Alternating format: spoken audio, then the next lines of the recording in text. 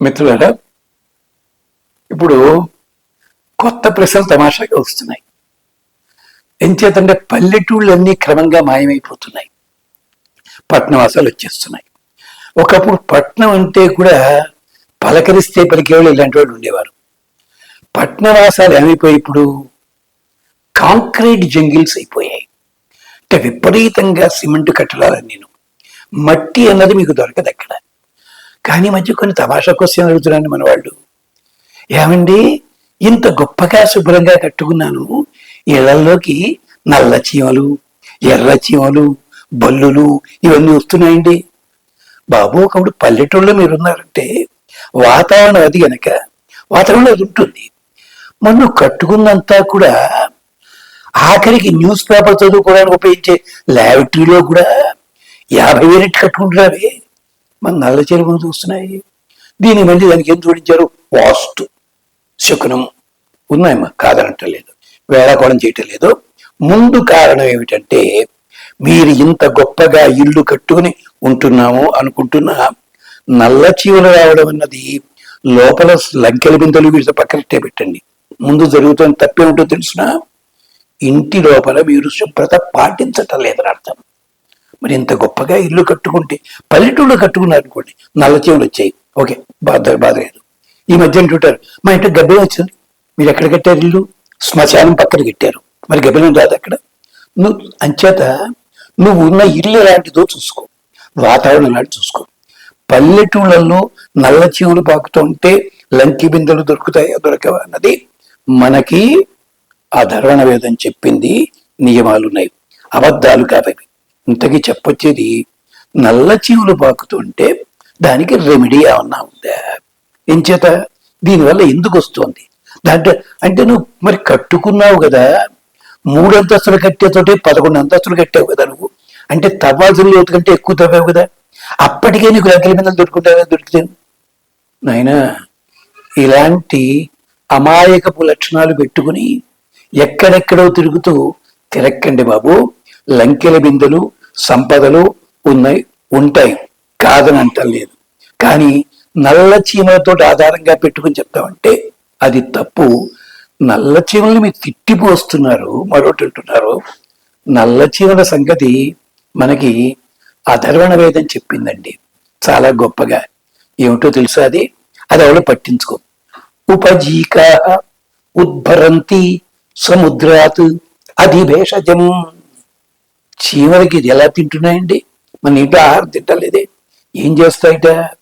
100,000 సంవత్సరాల కిందట నదులన్నీ పొంగినప్పుడు భూమి తడిసిపోతే ఆ తడిసిన కణములన్నీ కూడా భూలోకంలోకి జారిపోతే ఎక్కడెక్కడో కనీసం 200 మైళ్ళ లోపల ఉన్నటువంటి కణములన్నీ కూడా చీమలు ఒక్కటొక్కటి పట్టుకొస్తుంటాయి బయటికి. అలా పట్టుకొచ్చిన వాటితోటే పుట్టలు పెడతాయి. యజుర్వేదం చెప్పింది, ఉపజీకా ఉద్భరంతి సముద్రాత్ అది భేషజం. ఇంత ఆధునికత పెరిగినా కూడా పల్లెటూళ్ళల్లో పంట పొలాల్లో పనిచేసే వాళ్ళకి కాలికి గాయం తగిలితే యాంటీసెప్టిక్ క్రీమ్ వాటి కోసం పరిగెత్తారు వాళ్ళు. వెంటనే వాళ్ళు ఏం చేస్తారు తెలుసా? అక్కడ చెట్ల కింద పుట్టలాంటి ఉంటే ఆ పుట్టమట్టి పట్టుకొచ్చి గాయం తగిలిన చోట గట్టిగా రాసేస్తే వెంటనే రక్తస్రావం ఆగుతుంది. తర్వాత సాయంకాలం వెళ్ళి డాక్టర్కి వెళ్తారు. మరి ఇదంతా ఎందుకండి? మూర్ఖత్వం కాదు. ఉపజీకా ఉద్భరంతి సముద్రాత్ అది భేషజం. అందుకనే పుట్టలు పెట్టినవన్నారు. అందుకనే పుట్టలోంచి ఎవడు పుట్టాడండి? వాల్మీకి పుట్టాడు. అర్థం ఏమిటో తెలుసా? పూర్వకాలం ఋషులంతా చలి చీమలు లాంటి వాళ్ళైతే శ్రేష్టమైన గాథలన్నీ పట్టుకొస్తే అది పట్టుకొచ్చిన వాల్మీకి మనకు అందించాడు. ఇది దాంట్లో ఉన్న తత్వం. అంచేత మీ ఇళ్లలో నల్ల చీమలు ఉన్నట్టయితే ముందుగా మీరు చెక్ చేసుకోవాల్సింది ఏమిటి? మన ఇల్లు శుభ్రంగా అట్టే పెట్టామా లేదా? బట్టలు ఎక్కడుండేవి అక్కడ ఉండాలి, చెప్పులు ఎక్కడుండేవి అక్కడ ఉండాలి. మనం తెలుగు వాళ్ళని గుర్తుపడడం ఇతర దేశాల్లో చాలా తేలిక. ఇతర దేశాల్లో దేవాలయాలు ఉంటాయి, అక్కడ ఏదైనా ప్రసాదం పొట్లం అడ్డంగా పడింది అనుకోండి, తెలుగువాడే పడేసి ఉంటాడు వాడు, గ్యారంటీ. మిగిలిన వాళ్ళంతా జాగ్రత్తగా డస్ట్బిన్స్ లో పడి. ఇది ఇప్పుడు చాలా చోట్ల చూశాను నేను వెళ్ళిన కాస్త ఒక 4 నెలల లోపలే కూడా. ఇది లక్షణం మనకి. అలాగే ఉత్తర దేశంలో కూడా దేవాలయాలకు విడితే కాశీ లాంటి చోట్ల ఇష్టం పట్టేసేవాళ్ళు మన సౌత్ వీళ్ళే పడేస్తారు. అంచేది మీరు గుర్తుపెట్టుకోండి, క్షమించాలి కొంచెం కటువుగా చెప్తున్నాను. నల్ల చీమలు ఉన్నాయి, ఇందువల్ల గల్లు ఉన్నాయేమని చెప్పి తప్పే అనుకోండి, మీరు 3 అంతస్తులో ఉన్నారు, తవ్వితే ఎక్కడికి కడతారు, కింద వాళ్ళ బెడ్రూమ్లో కడతారు. గమనించండి, అలాంటి పిచ్చి వేషాలు వేయకండి.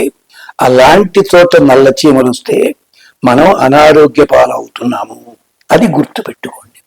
లేదు, మీరు స్థలం కొనుక్కున్నారు, స్థలం కొనుక్కుని చేయడం మొదలుపెట్టారు, నల్ల చీమలు కనిపిస్తున్నాయి, ప్రమాదం జరగలేదు అంటే అక్కడ అంతకు ముందు చెట్లు ఇలాంటివన్నీ పెరిగిన వాతావరణము, అంటే దానికి తగ్గట్టుగా ఉండేలాగా పునాదులు తీసుకోండి, చెట్లు పెంచుకోండి ముందుకి.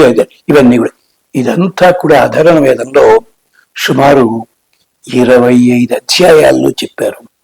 ఇంత మీకున్న పండితులు చాలా మంది ఉన్నారు, 50 పైసా తీసుకోకుండా చెప్పేవాళ్ళు. వారి దగ్గరికి వెళ్ళి ఒక లాంటి చెప్పండి, వాళ్ళని చాలా సంతోషిస్తాం మనం అంతాను.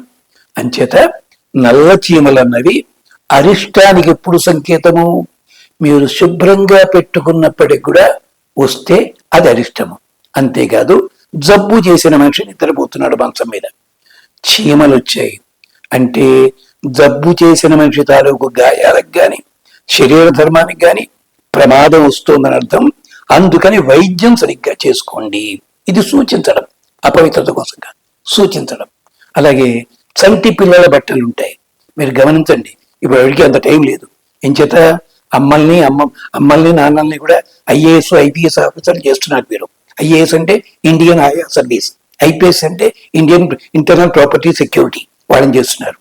చంటి పిల్లలకి 6 నెలలు వచ్చేదాకా అన్నీ పోసేసుకుంటారు, కానీ ఆ బట్టలు పక్కన పెట్టి చీమలు పట్టవు. గమనించారా మీరు ఎప్పుడైనా? ఎందుకని? తల్లి పాలు తాగే కనుక బిడ్డ పెరిగినట్టయితే వాళ్ళ నుంచి వచ్చేవి కూడా అశుభ్రం కూడా చీమలు లాంటివి ముట్టుకోవు. ఎప్పుడు మొదలవుతుంది? అన్నప్రాసన తరువాత నుంచి వాళ్ళు పొరపాటు పక్కన పెడితే చీమలు పడతాయి. ఆయుర్వేదం చెప్పిందండి, వేదం చెప్పిందండి, పెద్దలు చెప్పారండి. అంచేత నల్ల చీమలు అనేసరికి వాటిని చూసి నేర్చుకోండి బాబు. చీమలకున్న జ్ఞానం మనకుంటే వాళ్ళు పొదుపు చేసుకోవడం చీమలు నేర్చుకున్నాయి. అందుకని ఇంగ్లీష్ కవి చెప్తాడు, ఒక చీమ కూడా పాక్కుంటూ ఎవరెస్ట్ శిఖరం దాటినంత ఎత్తుకు కూడా ఎదగలదు. మనం వీటి పరుగులు తీస్తూ బోర్లా పడుతున్నాం. చీమని తెలుసుకోవాల్సిన అర్థం అది. చీమలా కష్టపడదాం మనము, అదనమాట. అందుకని లిటిల్ యాంట్స్ అని చెప్పి పద్యం కూడా ఇంగ్లీష్ లోను తెలుగులోనూ కూడా ఉంది. అంచేత నిజమే, ఇలాంటి పురుగులన్నీ కూడా అపవిత్రతకి సంకేతము, ప్రమాదానికి సంకేతము. లంకెల బిందెలు ఉన్నాయని చెప్పి ఎవరో చెప్పారని చెప్పి దానికోసం ముందు లంకెల బిందెలు ఎంత పోస్తో తెలియదు కానీ 3 లక్షలు ఖర్చు పెట్టాడు పెద్ద మనిషి లంకెల బిందె. అప్పుడు పని అయిపోయాడు, లంకెల బిందె దొరకరా. ఇది జరిగిన పని. అది ఇలాంటి వాటి వెనకాల పడవద్దు దయచేసి, అది గుర్తు పెట్టుకోండి. అంచేత మీరు అవసరం లేకపోతే మూఢనమ్మకాలు తిట్టి పారేస్తారు అందరినీ, కానీ ఉంటే మాత్రం వెళ్ళిపోవడం. మరి శ్మశానాల్లో ఉన్న చోట ఇళ్ళు కట్టుకుని ఆక్రమించేసి ఇళ్ళు కట్టేసి గబ్బిలాలు వస్తున్నాయండి లోపలికి. ఎందుకు రావండి?